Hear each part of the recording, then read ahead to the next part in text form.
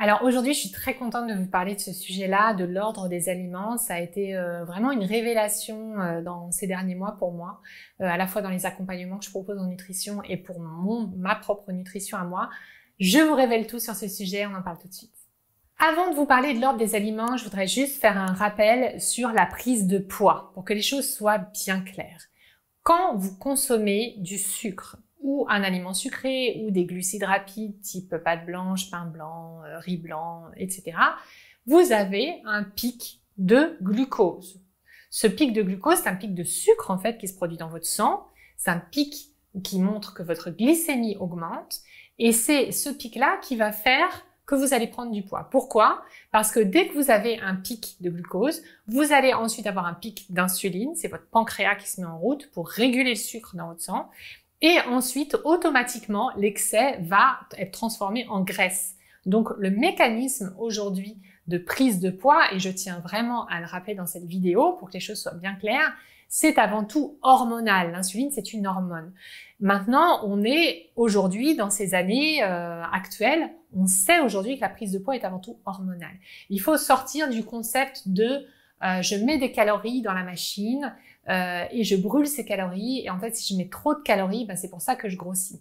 Non, ça c'était les méthodes des années 80 où en effet on pensait que c'était une histoire de calories, et c'est pour ça qu'on a fait plein d'erreurs, entre autres enlever les graisses, entre autres faire tout ce qui est faux sucre et light, etc., ce qui était une erreur majeure. Aujourd'hui on sait que la graisse on en a besoin. Et donc, on a pris tout le problème à l'envers, en fait. Alors que le vrai problème aujourd'hui de la prise de poids, c'est un problème avant tout hormonal. Et c'est pour ça que c'est intéressant de réfléchir à ces questions de pic de glucose. Et c'est pour ça que c'est très intéressant encore plus de réfléchir à l'ordre de vos aliments pour savoir dans quel sens vous mettez vos aliments pour éviter ces fameux pics de glucose et cette production de graisse. Et donc, c'est pour ça que je veux vous parler aujourd'hui de l'ordre des aliments, parce que ça a un impact hormonal directement, puisque l'insuline est une hormone, donc on rentre tout de suite dans le vif du sujet avec l'ordre des aliments. Qu'est-ce que ça veut dire l'ordre des aliments? Souvent, quand on mange, on va commencer son repas, par exemple, par des pâtes. On va dire, allez, on va faire un gros plat de pâtes.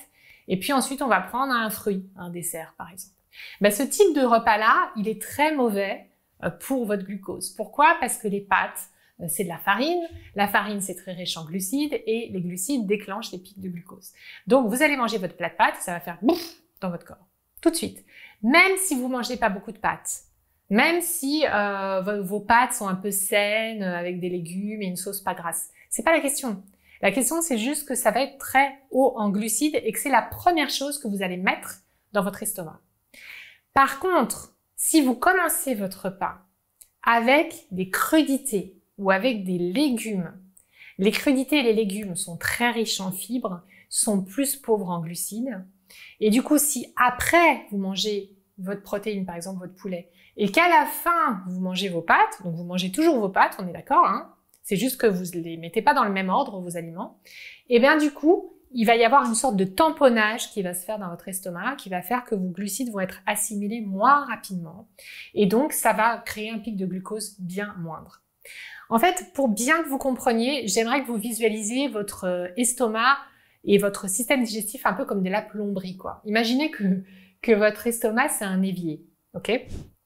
Dans votre évier, si les premières choses que vous mettez, c'est des glucides rapides, donc rapides, qui vont vite, les pâtes, le riz, le pain blanc, les céréales du matin, le sucre, tout ça, ça passe super vite dans votre tuyau après. Ça rentre dans l'évier et ça passe super vite dans la plomberie. Et c'est un problème, parce que du coup, si ça passe super vite, ça veut dire que votre corps, il va pas arriver à ralentir l'absorption et que du coup, vous allez avoir un pic de glucose.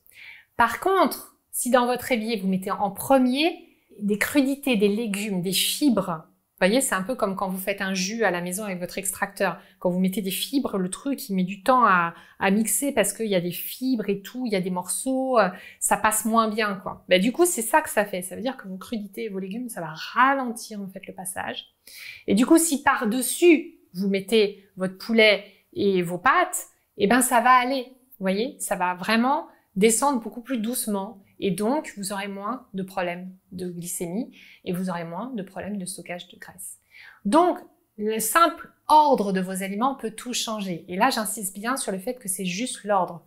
Vous pouvez continuer à manger votre McDo, vous pouvez continuer à manger vos pâtes à la carbonara, vous pouvez continuer à manger votre pain blanc, votre baguette, votre chocolat et même votre gros dessert, votre gros donut que vous adorez, à condition que vous mettiez ça à la fin de votre repas et que vous commenciez par les aliments qui sont plus pauvres en glucides et qui sont plus riches en fibres et en matière. Donc, les deux à mettre en premier, c'est 1, les crudités. Et les crudités, vous pouvez mettre, si vous voulez, un peu de vinaigre de cidre dessus. J'en ai parlé dans une autre vidéo, on vous mettra le lien ici. Si jamais le vinaigre de cidre, vous avez du mal à le boire, vous pouvez le mettre sur les crudités. Et ensuite, vous prenez votre protéine, votre poulet, votre jambon, votre poisson, vos œufs, ce que vous voulez. Et à la fin, vous mettez vos pâtes, votre riz, votre dessert, etc. Ça a plein d'effets bénéfiques. Le premier, c'est que, comme je vous l'ai expliqué, ça s'assimile plus doucement.